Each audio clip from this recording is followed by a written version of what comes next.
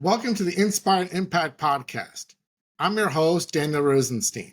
The show features real conversations with thought leaders, healers, entrepreneurs, and creatives to share journeys of growth, purpose, and making a meaningful impact. Today, I have the honor of interviewing Alpesh Patel. Alpesh, thank you so much for coming on the show today. Thank you, Daniel. It's my pleasure to be here. Can you introduce yourself so we have know a little bit more about you and your background? Sure. Hello, my name is Alpesh Patel. I'm a licensed physical therapist slash entrepreneur. I'm doing this for the last 15 years. And I recently launched my brand Theravio, where I kind of help people. I usually help people in their houses, like clinic and all the stuff. But then recently, I launched a product to be more effective with the patient's healthcare, especially with their pain. And my goal is to help 100 million people to be pain-free, and that's a goal.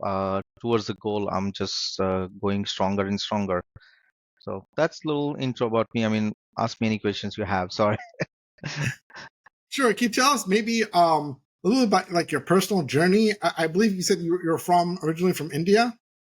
Yes, I came in this country in 2007 as a graduate student. So I did my master in physical therapy, and then during the internship, I started working in one of the clinic, and actually they liked my work. A lot of patient liked me, so they all kind of pushed me to stay here. To be honest, like I didn't want to stay. I wanted to go back because I have my whole family in India at that time. So I wanted to go back, and but then because patients loved me and the clinic place I was there, they also liked me and they offered me a job, and I'm like, okay, let's try maybe a year, maybe get some experience there, and rest is a story. And here I am after 15 years. Uh, how did like your upbringing, like in India, influence your approach to like physical therapy and entrepreneurship here in the United States? So, yeah, that's interesting story. I don't share a lot, but I'll let you know. I'll tell you here because my bringing was not that great, to be honest, because I belongs to very middle class family like India. There's a lot of like upper class, middle class, lower class kind of a caste based area. So I'm part of the middle class now. In order to explain middle class, it's all about you make enough. It's like paycheck to paycheck. Technically, you have sometimes not even enough money. You borrow the money from the people and you spend it, and you wait for the another check and you give them back, and now you have to borrow more money. So it's that kind of an environment, and I think that gave me a value of money. And I've seen my dad struggle a lot. There were time we were like struggling to pay the college, even tuitions. Like my dad didn't have money to pay the school fees because India is nothing is free, by the way. So you have to pay for everything. Government does not pay for anything or anywhere. So uh, there was a time where probably I didn't even know I'll go back to school because my dad didn't have money. And then I realized, like, okay, the money is very powerful thing. But also because I belongs to very good family members, so it also taught me to be humble and also always respect people and be respectful in general. And then my uncle at that time had a business. He has like all this clothing business, and so in the weekend, I used to go there and help them out. And then actually, he's the one who paid for my college fees. Even when I was coming to US, he's the one who paid for everything. And so I learned entrepreneurship from him, like a business aspect, because every weekend I go there and I learn how to be, because over there, there's no internet, no phone call, nothing. It's all one-on-one. Person comes to your shop and you talk to them. You have to convince them to buy it, in general, versus here is all about video calling, proof, reviews, and all this stuff. So yes, definitely difference. Now again, India is getting towards a different zone, but I don't know because I'm in this country for 15 years, so I don't know how they work now. But yeah, there is definitely a big difference how they think versus we think here. What were some like the initial challenges you faced, like coming here as an immigrant to the United States, like in the healthcare industry, and especially coming to New York? Oh my God, that's a whole whole other conversation. I always tell this story. When I came in 2007, I stayed with a couple of, I found the friends, and then we decided to, I mean, we were renting a room technically, and to be honest, we didn't have anything in the whole apartment. Empty, empty, empty, empty. Like my blanket is like, towel we have. That was my blanket as well as comforter. You can name it. Like there was my bed, and I used to half the towel. I used to use it as a comforter. So that's how I started. I didn't have money to pay rent. Like, the Times Square area. I don't know if you know the Times Square area. Yeah. Uh, I walked each place, asked for a job individually, one by one. Like, hey, do you have a job for me? Do you have? Because nobody knew me. I don't know anybody in America. I'm the first one from my family come to this country. So, but then I didn't have money. I need to make money to even pay the rent. Forget about the college fee. College fees, finally, I found the loan, student loan, so we could figure it out. But then I need to survive. I need the money to even pay rent for food.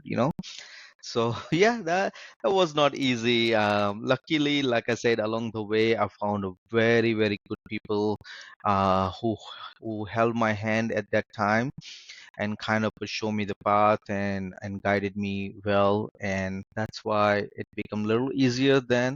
But now, if I go back and think about it, it was a hell lot of a time. What were some like your like initial I guess understanding or point of view of New York City being this, again, I haven't been to India, but I Right. grew up in New York. It's like, these tall buildings, a lot of museums, very fast paced, people always walking around. And like you said, Times Square. Like, what was your initial like reaction to all this, like this big city? I know like this, there's Bombay in India. I mean, I Yeah. don't know if that relates at all. Is it also like a big, major Big city? cities. Yeah. Yeah. Do they have a lot of tall buildings there as well, or? Of course, of course. I mean, India is definitely very big countries now. It's like a US. You go to like a certain part of the state or country, you won't find any person or a soul. And if you go to like a New York City Times Square, you have a gazillion people walking around. Same thing in India. Like, depends on which part of the country you goes. India has a lot of different cultures. So, like, say, I always say I'm a west part of the India. So if I go to south part of India and you go with me, Daniel, to be honest, we both same. I have no idea what they are eating. I have no idea what they're doing because I'm also foreigner there. Now, luckily, we have some common language which we can still communicate, but there are certain part, if they don't speak English or Hindi, which is our national language, I have no way to communicate with them. I don't even know whatever the dialogue. I have zero idea. Even the food. If you're telling me, to be honest, you and me the same person. So, but that helps because when you come in this country, here also you have not just immigrant from India, but most like America built on immigrants technically. So you have a different language is spoken here, different cultures present here. So being an Indian was not that hard to mix with that because I'm already used to of that kind of a culture where you go out there and not knowing what you're going through it or what culture you're going to face or what difficulties you face. We're always ready to face those kind of challenges. But the main thing I would say, the expectation, and it was shocked me is that when you're India and then when you think about New York, I mean US, or you think about what? New York, Los Angeles, Vegas, kind of, right? Limelight, big buildings, amazing, right? Lively atmosphere, clubbing, all those stuff you think about it. When I came, I landed in Oklahoma. And so, I mean, so what happened is I wanted to come as a businessman, like not as a physical therapist. So I wanted to do like a master in the healthcare management, right? Healthcare business management. So Oklahoma City University, I enrolled as a master in MBA in healthcare, technically. And when I went there, I couldn't find a soul. And that kind of completely shocked me because all you could imagine was New York and Los Angeles. And now I'm in Oklahoma, has no idea. If I want to see people, I have to go to mall. I was so shocked for 1 month. I could not like figure it out. Are you sure? I keep asking, you sure Oklahoma is a part of America? Because I never heard of Oklahoma. So I'm like, I'm asking everybody. I'm sure because a lot of people tell you different thing. I'm like, you sure we are in America? I'm in America. I feel like I'm in different country. But then eventually I moved to New Jersey, and I did my master in Seton Hall University, and I continued with the physical therapy route rather than the business route. So yeah, it all and it fulfilled my dream where I'm in New York. So can you maybe discuss maybe like any community support or mentorship you received in like your earlier days when like you first got here and you're doing your initial trainings in Yeah. physical? Oh, not physical therapy as such, but definitely it's like, you solve one puzzle, and then you find new people and you find new, and it create a chain of connections, and that actually eventually helped me out. But definitely in the beginning, a lot of people helped me out. Like the place I used to live was an Indian family, of course, and they were very kind. So if we are running behind on a money, or kind of we cannot pay rent, they were kind enough. They used to share food with me, because in the beginning we didn't know how to cook, nothing like that. We didn't have money to even go to the restaurant. I don't even know which restaurant at that time. All you do is just whatever food you can get it. So they were kind enough to give me that food. When it comes to the survival part, like a business thing, like I had a very good uncle. Again, is a long distance relationship. There is no actually relationship. It's just you found one person, he knows another one, he's know another one, he's know another one, and that's how I got to know him. And he's in New York. So technically, I found him at an earlier age, and then he helped me a lot. Now we have like a actually very good a personal relationship. Like, if we meet, you won't feel like that we are distant family. And then in the therapy part too, same thing happened. It just in the college, while I was working, one person asked me, "Hey, you looking for internship?" I'm like, "Yeah, sure." And I started working with them. And then another person's like, "Oh, you want to talk to this person?" Like, so technically a chain of connections. And I think I guess I was lucky enough to find a good people at the right time. So what inspired you to create like Theravio?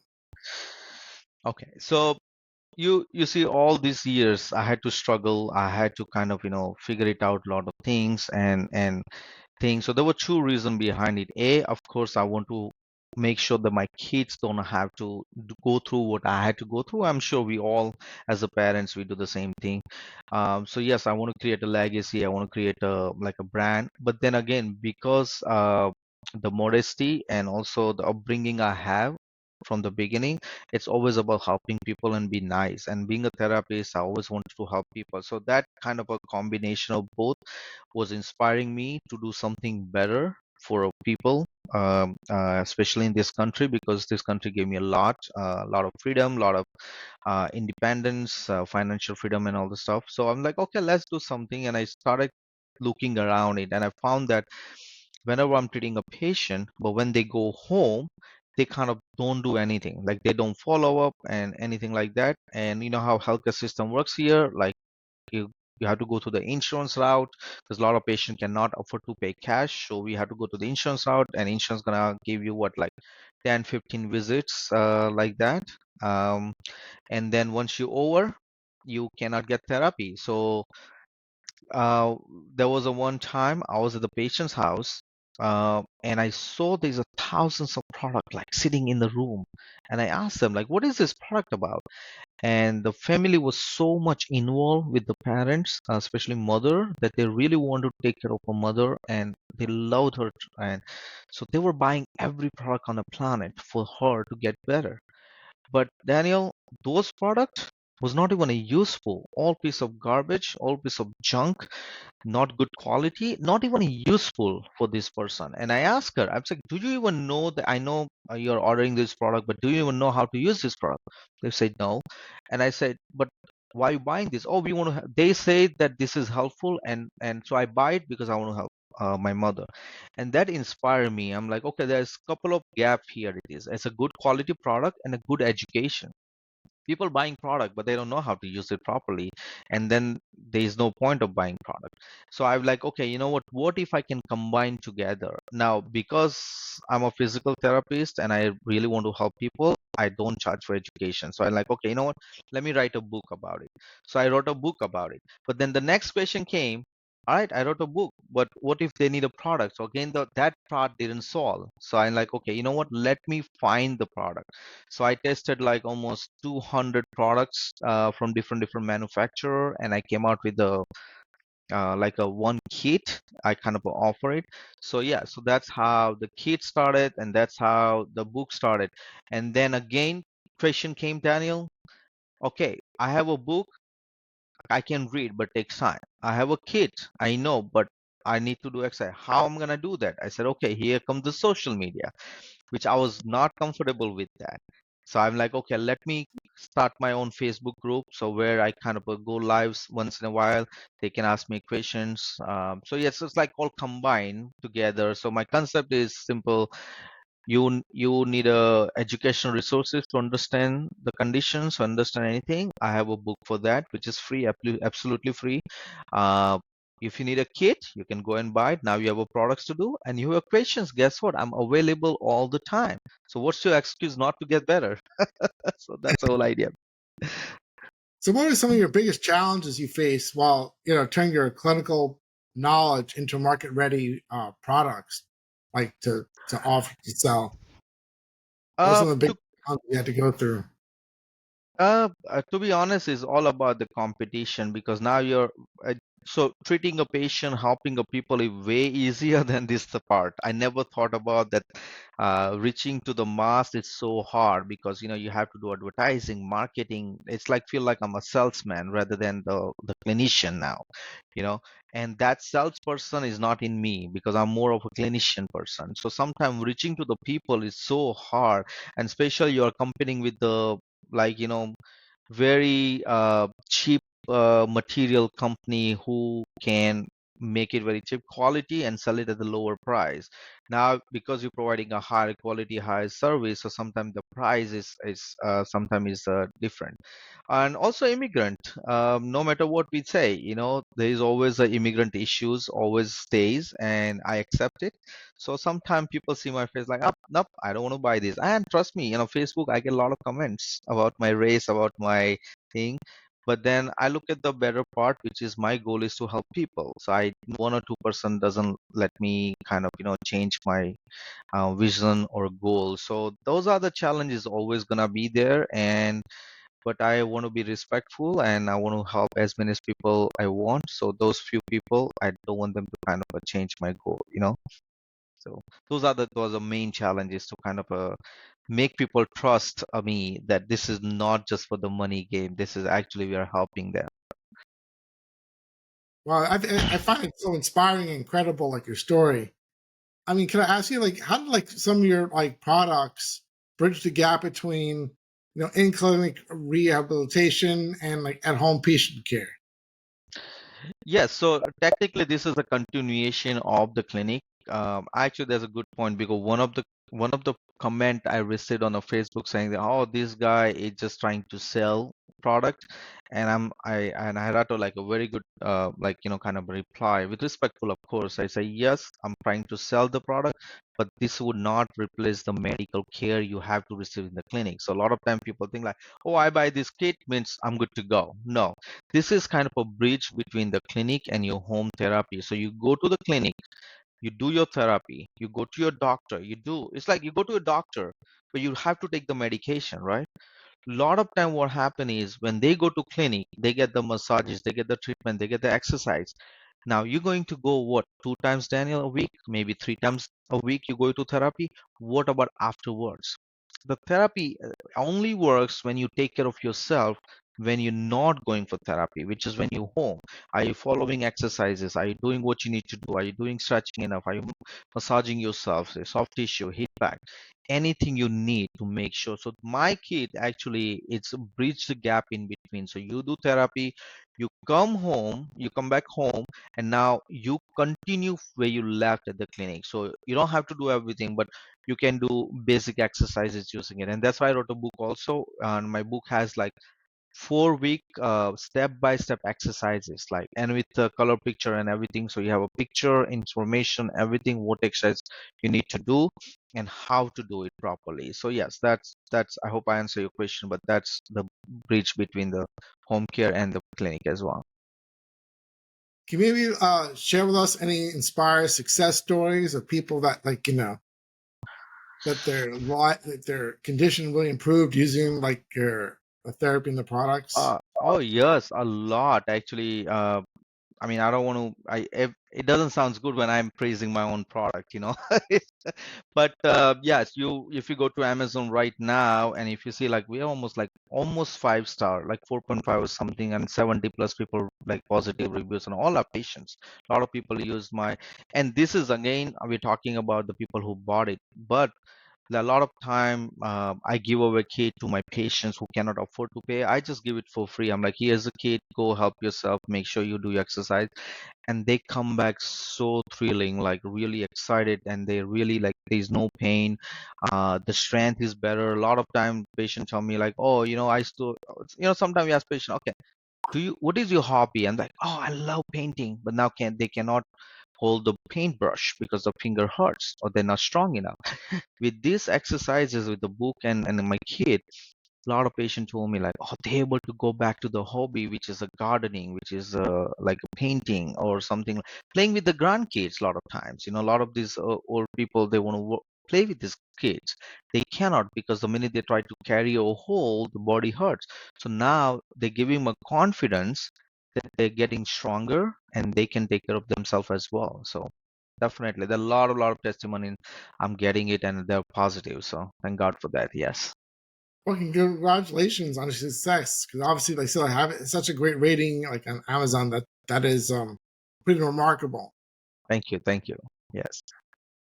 So, I mean, how do you measure like the impact of like the success like of like the products that you use? I like to get the feedback from the people. So again, online it's hard to get a feedback. I'm working on it actually, and that's why I started a Facebook group where I want to hear from people when they're using the kit, or even I'm helping them and they feel like, okay, oh yes, I like this kit. I mean, so many people are personally messaging me on my Facebook DM, on my Instagram, or even my text messages that hey, they use my product and they're really loving, or even not that the kids telling me how grateful they are because the parents are doing a lot of things which they couldn't do before, so they're happy that hey, thank you, my mom or my dad are really doing amazing, and thanks for your kid. So those are the reviews actually makes me like that's how I measure it, like how many people talk about it. I need to find a better, like I say, I'm not the salesperson. I go with like a feedback from the people, and I wish I can find another better way to do it. But yes, it's work in progress. What do you think is the most like overlooked aspect of like hand and wrist rehabilitation that people, Uh, maybe overlooking? I would say it's not just the hand or the wrist. In general, healthcare system, what's going on now, and what I saw actually is that a lot of people are just spreading the wrong information just because they want to be famous. They just put any content out there, and because now we're in the social media world, if somebody promised them, 5 minutes pain gone, 10 minutes pain gone, try this and try that, and it's not true. It doesn't. And if it's something doing it, that's not good for your body. I'm sure there's a lot of like a reaction to it and all this stuff. So this is where the area of concern for me, where, and that's the reason I want to kind of spread the awareness, like, listen to the professional, like, check who they are. You don't want to talk to some ABC person on the planet who has no idea, or he's not even he doesn't even work in the US. They don't even know the system works here. They don't even know, or they never being a clinicians, right? So they don't even see the patient. So, or they don't have experience in general, just because they found now, especially in the AI world, they just put a picture and then they start the automation channel, and just some like a AI voice, and they ask ChatGPT, write me article, and they write it and they plug it in, and they start presenting this thing. So yes, it's the information is it's what, and then a lot of people, because they're getting the wrong information and they try different things, and they're losing the trust on the healthcare, saying that, hey, I tried this, nothing works, nothing works, nothing works. It's not that nothing works, it's just they didn't follow the right people most of the time. Of course, it's based on the condition. Sometimes it doesn't work, but most of the time I find this is a problem right now going on. So, in what ways, like, has the feedback, the feedback that, like, your clients and patients use, like, influenced the way you develop your products? Oh, Lord, like I said, that patient's house, I was there, and when I saw this Brazilian like kind of a product there in the house, and actually that patient had a hand pain. So my goal started with that lady first, that okay, I want to help her, and what product would be good for her, right? And like I said, I almost ordered 200 plus product from different manufacturer, of course, during the 6 month period, and I tested them. I personally look at the quality, make sure the quality is better, durability, like how long it lasts. Because I don't want my patient to buy a kit now and then after 6 months they need another kit because everything is broken, right? So I make sure the quality is better, and then they actually use the kit.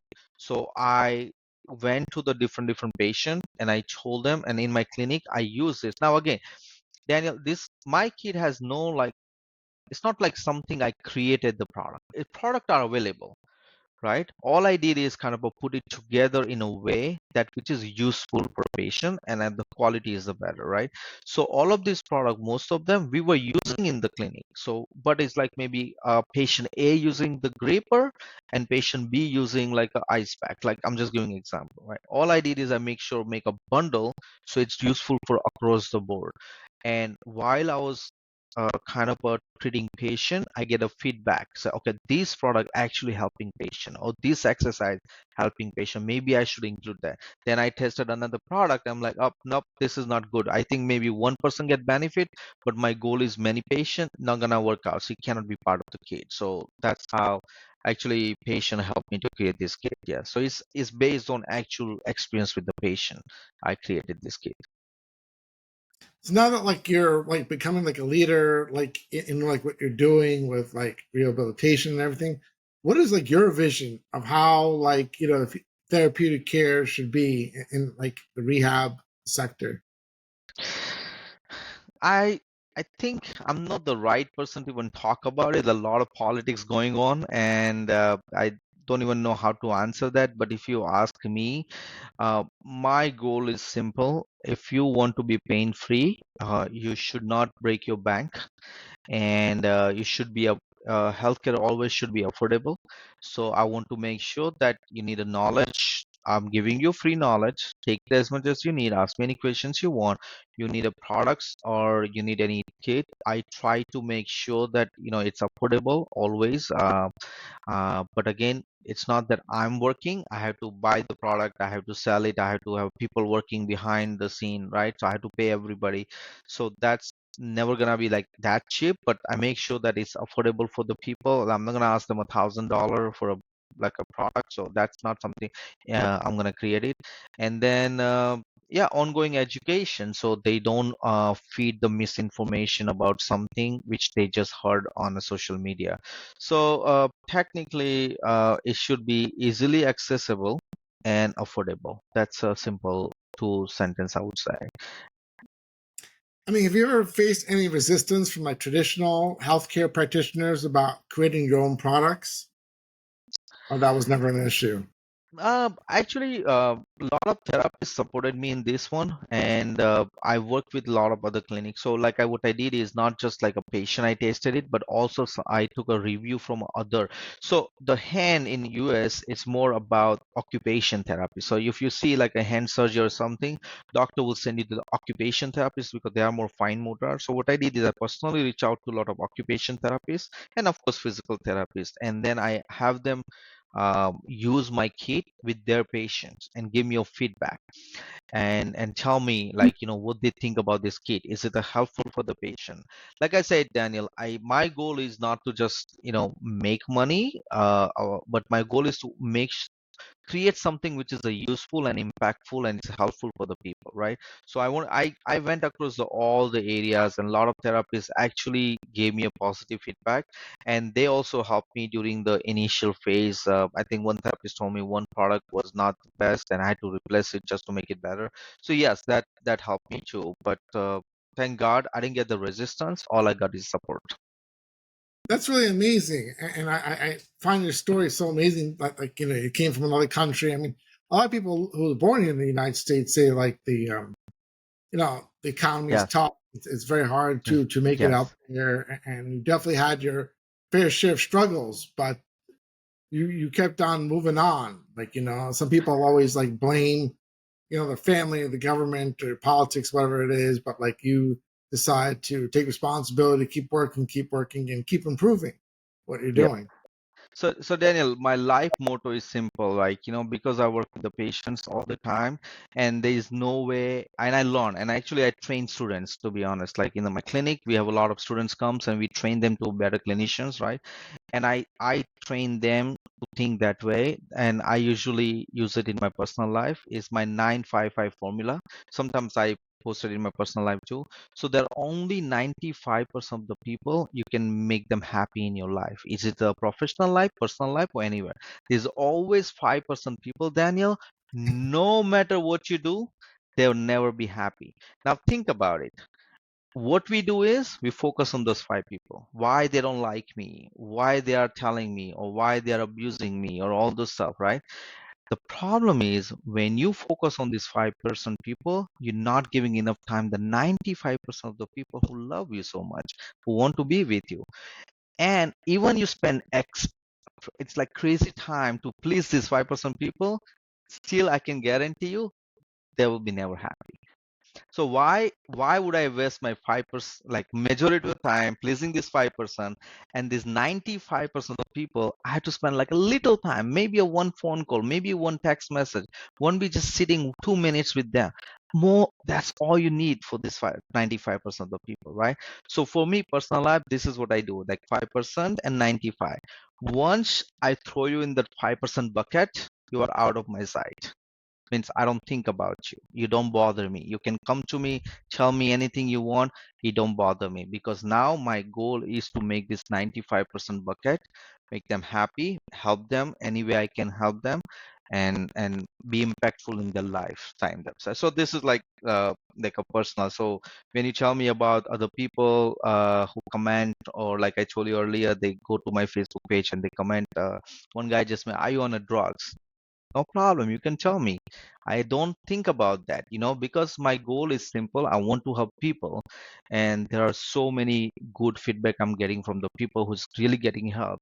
So why would I stop by listening those 5% people who are not even bothering me? So that's a life motto. I keep it. Yeah. Like, based on what you said, I want to know, like, aside from what you mentioned, like, does Theravio have like any core values or principles that kind of guide the business? Not really at this point. Like I said, it's all about what trial and error. We started it like last year. I just wanted to see, like you say, the response. I wanted to know, like, whether this is something going in the right direction or not. Now that we have a proof that yes, people loving it, and people recognizing brand Theravio, but my goal is to be a household name. And actually, the main core principle is should be, it has to be trustworthy. So anybody coming to Theravio, they know right away that they're getting the best quality product. They're getting the right quality of the product, and the right product what actually they need, not just because I want to sell them, but actually they need it. And then all the education they need. I try my best to be as much as possible, because I'm currently working. I'm seeing patient currently. So it's not like I just create a brand and I'm out. No, I'm seeing patient on a regular basis. So with that work, I'm trying to create this brand, and I try to work around it. But yeah, as a core principle, I would say it's more about trust. If you come to my brand, you know exactly what you're getting it, and that's a better quality and actually the right product. So, what advice would you give to like aspiring entrepreneurs looking to make like a positive impact in the healthcare and wellness space? A lot of people, I would say, like I just gave you just a little glimpse of 955 rule. Like, 95% of the people, don't listen to those 5% people, and don't be afraid to put them in a 5% bracket. Like, those people not gonna make any change in your life. So focus on your goal. Once your goal is solid, and universe will help you. Like, when you're trying to help people, trying to solve the problem. So don't create the product just because you think it will be helpful. First, find the problem. First, see what patients has a problem, what people have a problem in their healthcare, and then try to solve that. That's I think the one thing. And again, uh, one always like a lot of people told me, wow, it's so hard, creating a product. I work 9 to 5 and I have to do this and that. I'm like, think about it. The harder it is, the better it is. Simple it is. Because it's a harder, not everybody's trying. So you're already winning more than 50% of the workload. So now all you have to do, Daniel, these guys, all you have to do a little bit better than the other people, and there you're on the top. But we make it so complex by thinking about the 5% problems. I'm sorry, I'm coming back to that, but that's very important part of the life. So yeah, I would suggest, yeah, just focus on the your vision, what you're trying to solve the problem rather than what you're trying to sell it. So that's what I would say. And so, what advice would you give to people who are immigrants coming to the United States and they, want to go into healthcare? What advice would you give to those people, like specifically for like immigrants coming to the United States I and they mean, want to this work? country, yeah, I mean, yeah, do no. it's still like a good environment and like easy for immigrants to come here and start like their own healthcare business here, or you think it's tough, or It's okay. Okay, I put it. I think recently one of the new graduate I met, and he was from India actually, and then they were asking me like, "Oh my God, it's so hard to survive here, blah blah blah," and I tell them, I said, "You need to understand one thing. If some stranger come to my house, I'm not gonna let them settle down right away, and okay, maybe I offer them a water." But I'm not going to feed them right away. I need to know them. I'm not gonna let them play with my kids. I mean, just general idea. This is a general logic I'm talking about, right? So when you go to different countries, it's like you going to somebody's house, right? It's not that you going to trust them; they have to trust you. Technically, that you're not going to harm them. You belongs here, and you're going to help them to build a better world for them as well, or their kids, right? So this is what I believe. As an immigrant, if you be living anywhere, I'm not talking about America, anywhere, any country, if you American and go to India, same problem, right? It's not about that. It's the immigrant part. Any country you go, you're going in somebody's house. So it's your job that they trust you. So do the best you can to helpful, be respectful, and life will get easier. And to be honest, America is, I think, I had a discussion with another person as well. I think he's from Russia, and he was always complaining about this politics and this and I asked him one question. I said, would you go back to Russia? And he says no. I said, then why you complain about America? Because you're living here, right? So it's same here. If I complain about America, the next question comes, do I want to go to India? No, then just stop complaining and live it like that, right? So yeah, be respectful. Life will be hard no matter where you go. You just have to learn. And the American people are really, really amazing people. America built on immigrants, so they understand the immigrants' culture. Of course, when you're trying to break the rules, when you're trying to hurt them or be harmful, of course they're gonna protect themselves. And there's nothing against. I would do the same thing if somebody come in my house and I feel threatened. I'll do the same thing. So simple it is. So don't get threatened by just for few people. They're saying something about immigrants. So just just respect other people. There are a lot of beautiful, beautiful souls in America.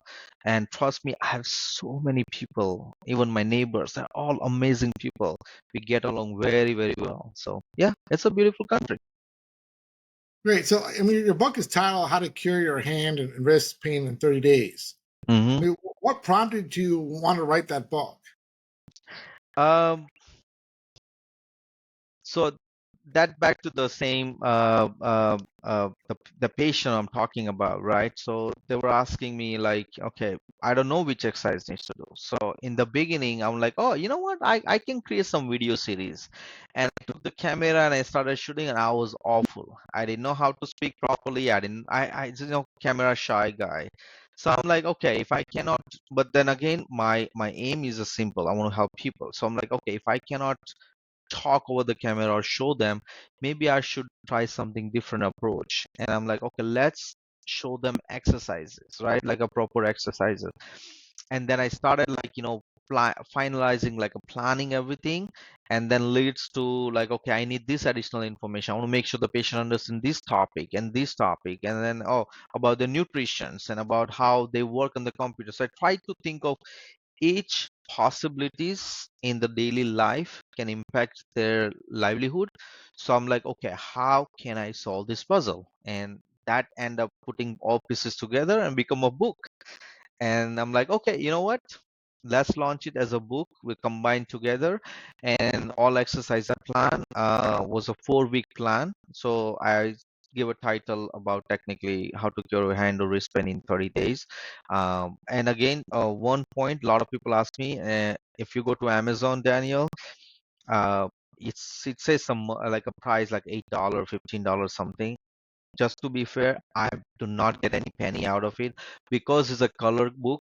Because I want to make sure that when patient look at the book, they're able to easily understand, and the high quality picture I have to put it in there just so that it's easy to understand by the visuals and also the demonstration part.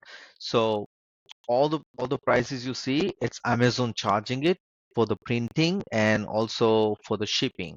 I do not get any penny from it. So just to be, I want to be very clear. But yes, if you don't want a physical copy, you go on my website, you can get it for free. So it's absolutely free. It should be free. Yeah. So, like, I mean, your mission includes like improving people's overall quality of life. Can you share a particular inspiring story of a patient whose life significantly improved through the, using your methods? Yes, I I tell this story to all my students actually. So there is a one patient. He has a paraplegia, like from waist down. He could not. He was on the wheelchair, and he is being like this since he was, I think, 17 or 18, and now he's like around 40, 50. So 25 years he's in a wheelchair, and now I started treating him, and we started training him, and he kept telling me one thing. He said he wants to stand up. He wants to stand up. He wants to stand up. Now his upper body is very strong, and we tried a couple of times. Like I had to lift him up, and we tried different techniques, the harness and everything. But he kept saying that he wants to stand independently by himself. He doesn't want to get help from the people, and it was hard because something about paraplegia, it's not that easy to like cure. And we're looking for different like solutions. I looked around online where you can like a fancy brace where you put in a like like a lower extremities and it make you stand. It's crazy expensive and insurance would not cover it. And I told him, I was like, look, I found something, but unfortunately I don't think so it will work out because very, very expensive, and even I cannot afford to even give it to you unless we can get a fund or something. And he was very like desperate, and I see that he's motivated. He comes to the clinic, works hours and hours and hours, and I keep trying it. So I'm like, okay, let's figure it out. Let's take a step back. What insurance covers? So I had to like look back the whole systems, and instead of giving a whole brace, what we did, Daniel, we gave him a pieces. So what I did is like I gave him a lower extremity, like I got a like a back brace. I gave him a, like a knee, and I gave him an ankle, like a whole like a pieces, and we combined together in the clinic. And Daniel, within a 1 week, he got trained, and he was standing by himself for 1 minute, and he cried like a baby. He said, last 30 years, I wanted to stand by myself, and finally I was able to do that. And he cried and cried. And guess what? Now he's able to stand for 2 hours by himself. So that's the whole that story. It's always like, and that's the reason I don't give up on my patients, or I don't give up on anybody, or I don't give up anywhere in my mission, just because if I could solve that puzzle, which was really impossible, if you look at the financially, if you look at the physically, which we able to figure it out, and we were able to help this patient. So that's a important, very, very good stories to share. Yeah. Wow, that's really amazing. I mean, to have that happen, and it's wonderful to hear that. Like, I Yes. mean, sometimes I forget how lucky I am. I'm able just to do simple things like just stand on my own, and Yeah. not realizing that for some people they can't even do that. They No. struggle, and so sometimes like just listen to that, it makes me have gratitude for my own abilities. And thank Yep. God I didn't have any of those health challenges. But I can imagine, I mean, if I was stuck in a wheelchair that long and then be able to stand on my own, that is amazing. So thank you so Yep. much for sharing that. Of course. Of course. Yes. So what advice can you give to people that, like you said, like before, the importance of like the self-care people do at home? What advice can you give to those people that may be struggling being consistent with their self-care and those, routines, like what do you call, I don't know if you call it homework or Yeah. uh, self-care, if they're not being consistent with that, what advice, if they're struggling doing those things, what advice can you give to those people? W- What I've noticed is that we make our life too complex than it is. Life should be very easy. Like, we should have a simple rules, simple formula to live the life. But because now we are in a social media world, like I said, you look at this information, like even for me, I'm watching, I'm like, this guy telling back pain, you have to do this exercise. But when you go to like two exercise down, like this guy said, no, if you do this exercise, your back pain will go in a second.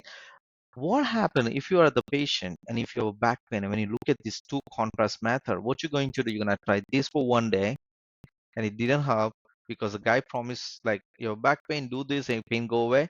You try different exercise. You try that exercise and it doesn't work, then you look for some other option. But meanwhile, you keep switching from one to another to another. So there's no consistency. Life should be simple. A simple basic routine exercises can make a big difference, but has to be consistent, Daniel. Like I said, 5 minutes stretching, like five different stretches, 5 minutes of stretching, five sit to stand, five push-ups. Depends on, of course, your condition, but that little thing, but when you do it that every day or at least 4 or 5 times a day, then you will see the difference. So you don't have to do five different exercises every day, but you do same exercise for 5 days. That's more impactful. So that's, I would say, advice, like trust the process. Like I know because right now we are fast-paced world, we want to see the improvement right away, and you try two exercise today and it didn't help, and you want to go to the another two exercise that didn't help. By the time you waste your 1 month, but choose five exercise which you find it's easy to do. Don't try to touch your toes to your head right away when you're doing yoga. You have to take the small step. So take the small step, do basic. They in a research we say is that like when we have to give exercise to the patient to do in the house. So there is a research done. Ideally, therapists give like 8 to 10 exercises. Like okay, this you're gonna do at home with the instruction and everything. Research says that when you do 8 to 10 exercise or 1 2 exercises, they don't do anything. Because 1 or 2, they feel like it's not gonna be helpful. 8 to 10, they try 1 2 3 days. I'm like, oh, it's overwhelming, too many things. I had in their head like, oh my god, I have to do too many exercises. I don't have time. I don't have time. It's common complaint. But when you do 3 to 5 exercises or between 2 to 4 exercises, to be honest, that's more impactful because now it's enough to do it but it's not crazy enough they're going to take you hour. So that's like 5 to 10 minutes of exercise. The research suggests that when therapists give this exercise to the patient, they're highly impactful because patient is able to follow those exercises. And when you follow those exercises, you will end up seeing the results. So self-care is all about consistency. Try not to make it too complex. Choose the 2 or 3 exercises which you think it's good for you. Start with that. Get a routine, and then eventually we can figure it out later part. So, what lasting legacy do you hope, like your business Theravio, will leave in the healthcare community? Uh, like a trust, that's the only word comes to my mind. Like when somebody comes to the Theravio, they know actually that they can trust this brand, the quality of the product, the education they will be receiving, the guidance they will give it, ongoing support they need, they will get it. So it's like everything you need. My goal is simple, like I was telling Daniel earlier. You need educational resources, we'll have it for you. You need products, we will have it for you. We need an online support, we will have it for you. And I promise it will be all most affordable and also the highest quality. That for sure. So, Alpesh, if somebody has any questions about today's interview or they're interested in working with you, what are the best Right. ways they can reach you? You can always follow any social media channel. Or most of the channel is a Theravio.pt or Theravio. You can also personally reach on my email address like alpesh@theravio.com. It goes straight to my inbox. So I'll 99% I answer all the messages. If you're one of those 5%, I would not answer it, but but usually I answer all the emails. And if anybody need to jump on the call, need the personalized help with your audience, if they give you a Daniel name, it's free of charge. I would not charge anything. Great. Well, Alpesh, do you have any final thoughts you'd like to share with the audience while before we wrap up this podcast?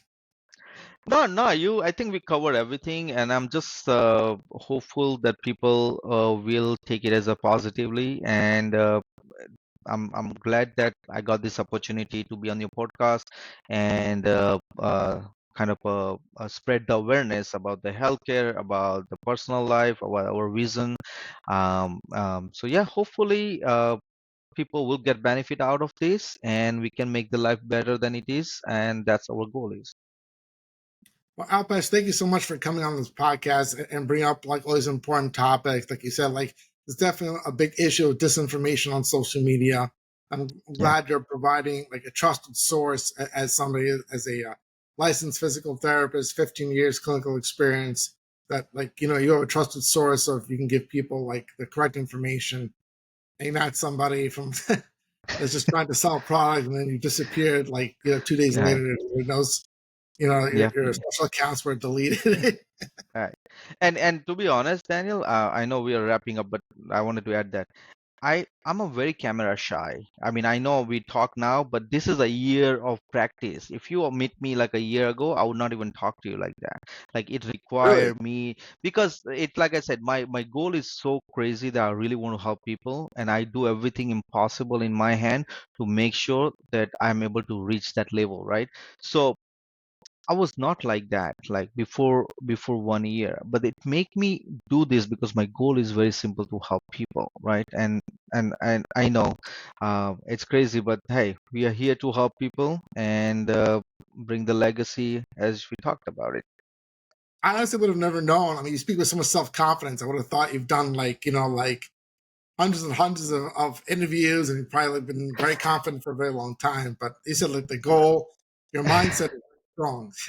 This is my second time doing this because also I choose. I try not to go. I did like maybe two Facebook Live just for the like. There's a lot of Facebook community. Like I think one of my friend actually has a very good Facebook community, and she invited me as like she wanted to help her community, so I went there like that. And this is my second or third interview this long where I share a lot of like a personal detail kind of. I did not share with everybody for sure. Yeah.